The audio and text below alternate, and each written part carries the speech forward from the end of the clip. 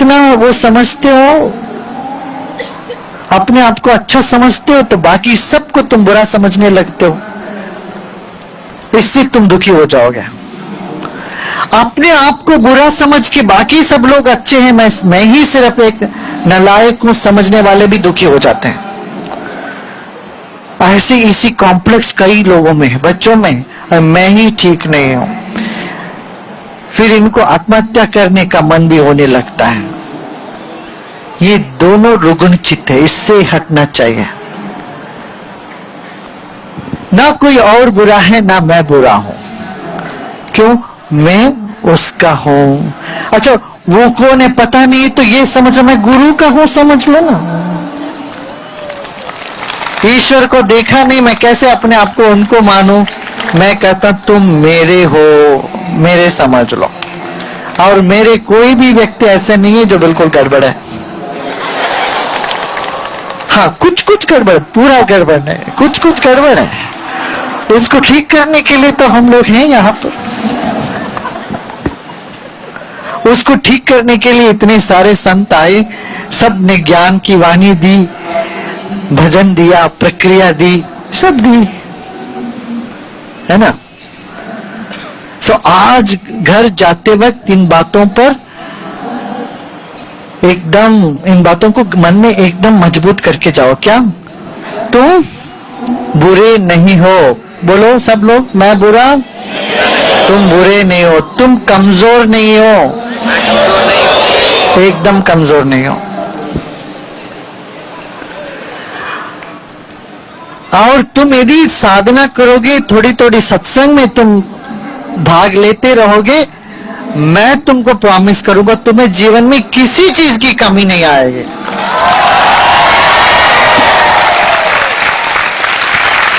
चाहे तो तुम्हें उसमें लिख के दूंगा, किसमें? बॉन्ड पेपर में लिखे दो, मगर तुम्हें इन दोनों सत्संग में, साधना में जुड़े रहना पड़ेगा। भाई थोड़ी थोड़ी देर बैठ के ध्यान करने में क्या दिक्कत है? फालतू फालतू बात करने में हमने इतना टाइम गवा देते हैं। टीवी के सामने बैठ के इतने सारे सीरियल्स देखते रहते हैं, और वो सब चेहरा गुस्से का, क्रोध का, हिंसा का चेहरा देख देख करके आप आंख बंद करोगे तो वही चेहरा नजर आता है।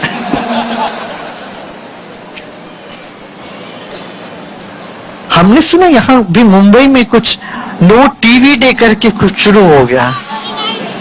एक दिन करने से कोई फायदा नहीं है।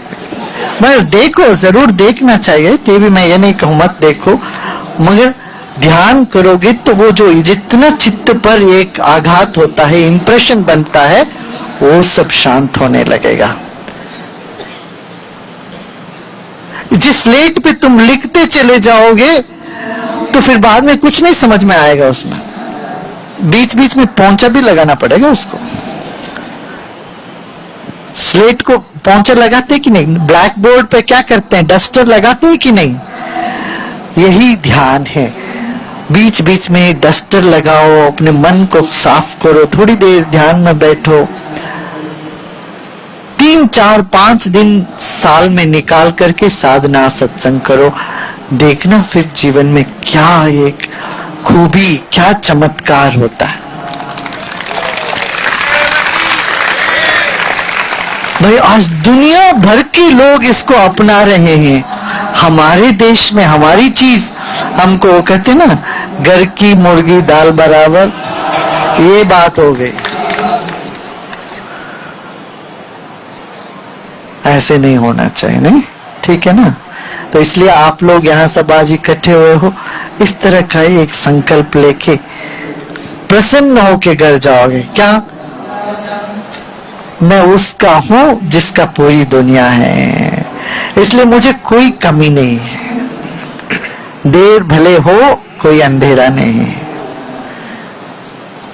और मैं दूसरों का काम आ जाऊं। मनुष्य का 2 बात होती है। एक मनुष्य के लिए 2 बातें बहुत जरूरी है। एक तो हर एक का कुछ जरूरत है,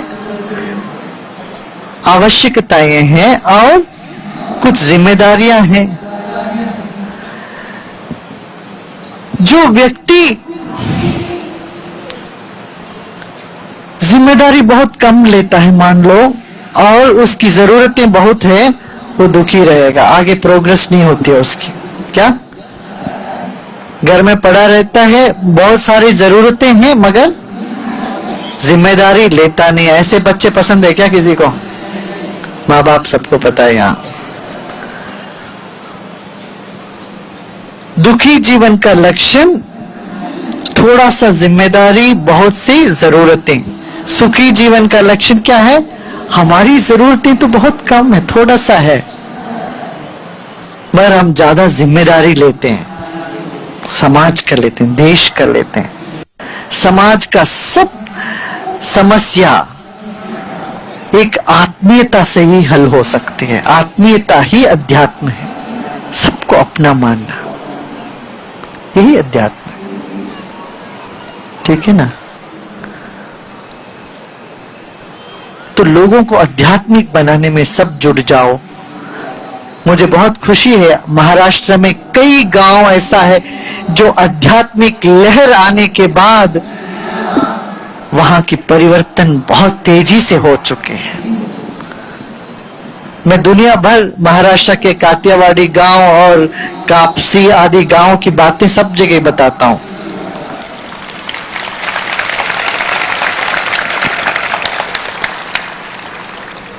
एक 188 गांव आदर्श गांव बन गया अभी, जहां पर कोई चोरी नहीं है, कोई कोर्ट केस नहीं है, किसी तरह लोगों ने अपने घर से ताला हटा दी, सब मिलजुल के रहते हैं, रोज सत्संग करते हैं। ऐसा एक आदर्श उत्सव, आदर्श गांव महाराष्ट्र में शुरू हुआ। अब ये और जगह भी शुरू होने लग गया, आंध्रा में, कर्नाटक में, गुजरात में, मध्य प्रदेश, राजस्थान, सब जगह भी लोग इसको देखे, हाँ हम भी करेंगे। जो गांव जो स्वावलंबी है, इस गांव में बिजली है, पानी है, हर एक के घर में शौचालय है, जो चाहे उन जीवन जीने के लिए वो सब घरों में उपलब्ध है, और बिना किसी दूर बाहर के लोगों का मदद से। कोई सरकार को दोषी नहीं बनाया, सरकार से नहीं मांगा मुझे ये दो वो दो, लोग अपने पांव में खड़े होने में तैयार हो गए थे। यही क्रांति हम चाहते हैं देश में, ऐसा ही सब अपने पांव में खड़े हो जाओ, स्वराज्य बन जाएगा। यहां जितने डॉक्टर हैं मैं उनसे कहूंगा आप लोग साल में 3 फ्री मेडिकल कैंप करिए। धारावी यही है, हम आपको ऑर्गेनाइज करेंगे। धारावी में अपना स्कूल चल रहा, पता है ना कितना बढ़िया स्कूल, कंप्यूटर ट्रेनिंग और टेलरिंग सब चल रहा है। जो दारू पी के महिलाओं को पीटते थे, मारते थे, वो सब लोग अभी इतना सुधर गए, दारू से कोसों दूर चले गए। इस तरह की जो एक अभियान हमें पूरे देश में लाना पड़ेगा। शराब बंद, कन्या भ्रूण हत्या बंद, भ्रष्टाचार बंद, सांप्रदायिक लड़ाई बंद, जाति पात का जो ऊंचा नीचा भाव इसको उखाड़ के फेंकना, ये सब यही तो सेवा है। हमें ये सब काम करनी है, करना है ना। एक दो व्यक्ति, एक दो शिक्षक जाके इस तरह से गांव में परिवर्तन यदि ला पाए तो हम इतने सारे लोग, यहाँ लाखों लोग हैं, सब लोग कितना परिवर्तन समाज में ला सकते हैं। ला सकते हैं कि नहीं ला सकते?